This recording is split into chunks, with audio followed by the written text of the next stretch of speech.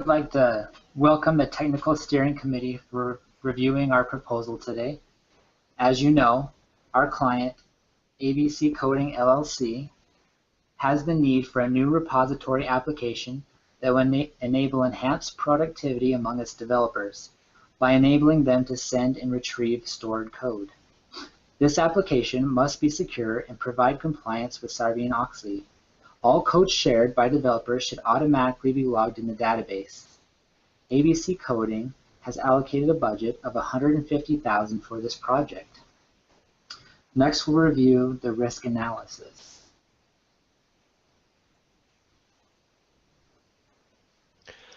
So there are several risks that could be associated with implementing this project. Some of them are financial risks, and then some would be community concern risks that would not necessarily impact the financial status of the company, but might be risks to be considered anyway.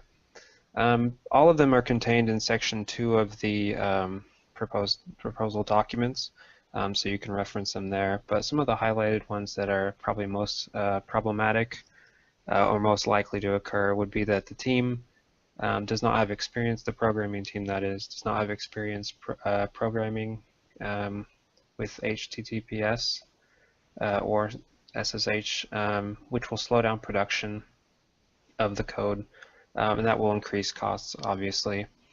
Another risk is that testing might reveal security vulnerabilities. Part of the code is that things will be transported to and from a database, and so security vulnerabilities that are discovered would also increase costs to plug those holes. Another risk is that the system might not comply with SOX requirements. That could open us up to financial and legal liability if we find that it does not comply with SOX regulatory requirements. Some of the more community-centered risks would be that the users of this code or of this program find the interface unfriendly, or that they don't understand how to use the system. That could cause them not to use the code or to not use it in the way intended. Luckily, that we can usually mitigate these risks, or they'll be acceptable levels of risk within the project. So next, we're going to talk about the proposed project.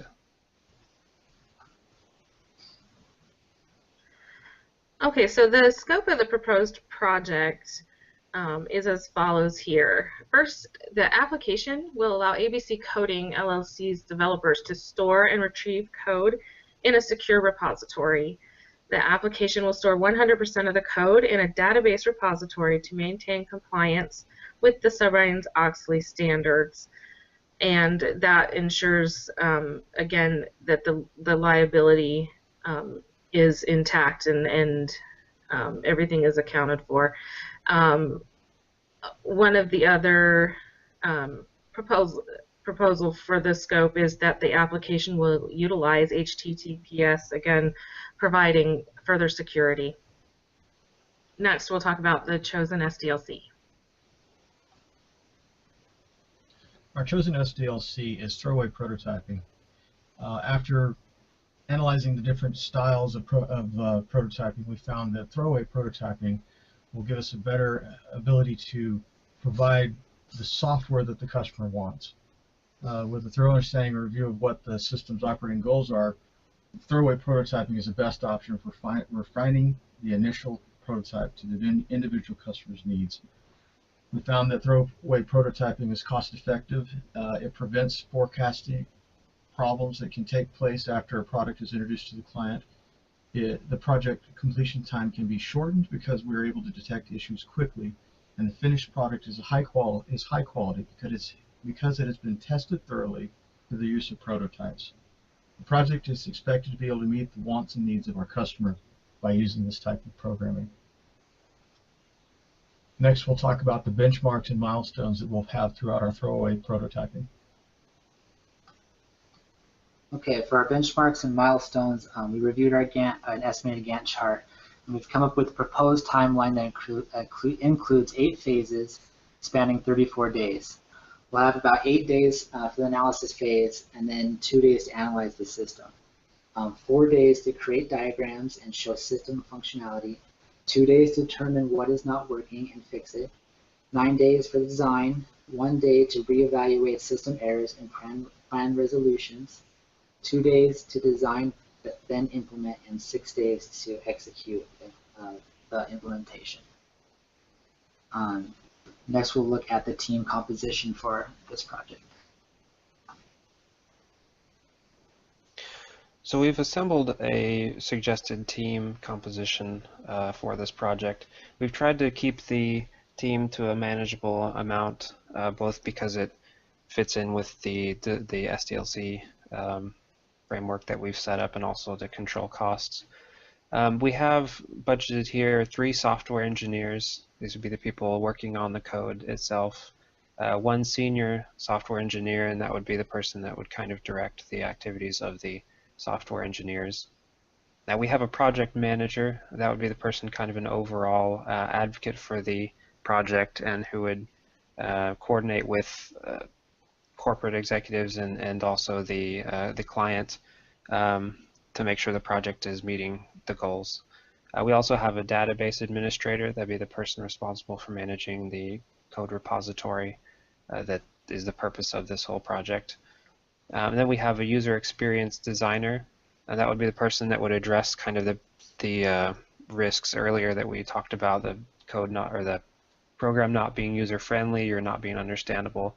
That person would also be involved with developing training materials for people that are using the code, or rather the program.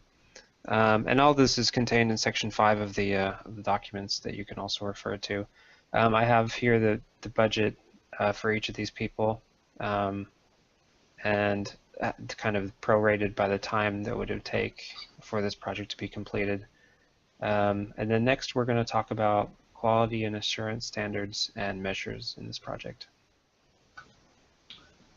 So for this project, the software quality and assurance standards and measures play a vital role in providing a clear vision to our development process.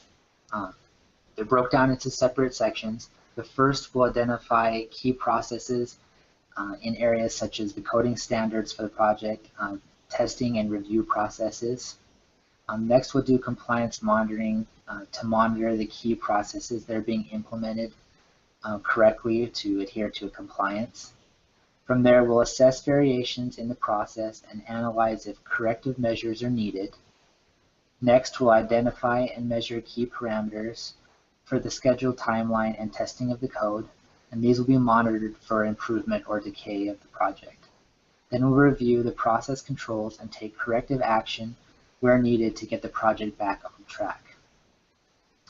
Finally, after the project is complete, we'll review the project as a whole and add this experience to the knowledge base of the company for future projects. Next, we'll look at the benefits of this project. The benefits of having an internal repository include having increased productivity due to better coordination between our programmers. If our programmers are coordinating their code together, we will have a reduced duplication of coding. This gives us the ability to work more efficiently on the code that we're currently working on without redoing what somebody else has already done or causing an error in what has been done.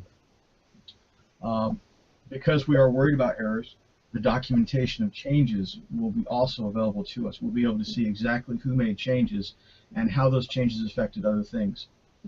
This will keep us in SOX regulatory requirement for the compliance of that to keep us where we should be.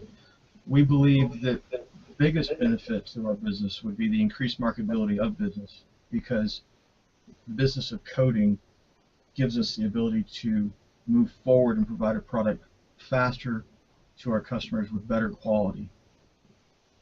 We'll talk about the project use case for our current project now. So this is the use case for this project, and this can be found in Appendix 3 of the documents if you want to refer to that. It's pretty detailed, and some of the stuff in it is not necessarily. It's there to flesh out the program. But we can just focus on the main aspects here, which would be the database. You can connect to the database using the secure methods. And then you can run SQL there, so you can send, so you can interact with the database. And then we also have the communicate side on the left-hand side there, where the user can send and receive code to the code repository. If you see the small square in the bottom left corner, that would be the other, the code repository that he's sending the code to. And then you can also see send and receive is interacting with the audit log there. And that's the log that would keep track of all the changes and all the code that's going in and out of the repository, so that we can have a record in case of some sort of audit or some sort of regulatory compliance issue. The other menus, the file menu and help menu, would be normal program features that would be found on any program. So that's kind of a broad overview of how the program would work and how it would be designed. And so next we're going to talk about the recommendations for this project.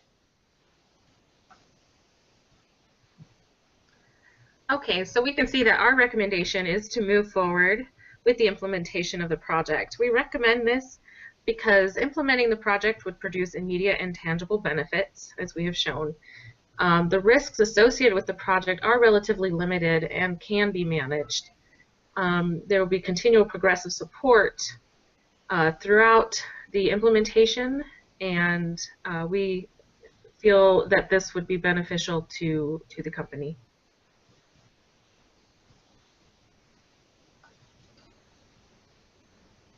I'd like to take the opportunity to thank everyone for their time in reviewing our project.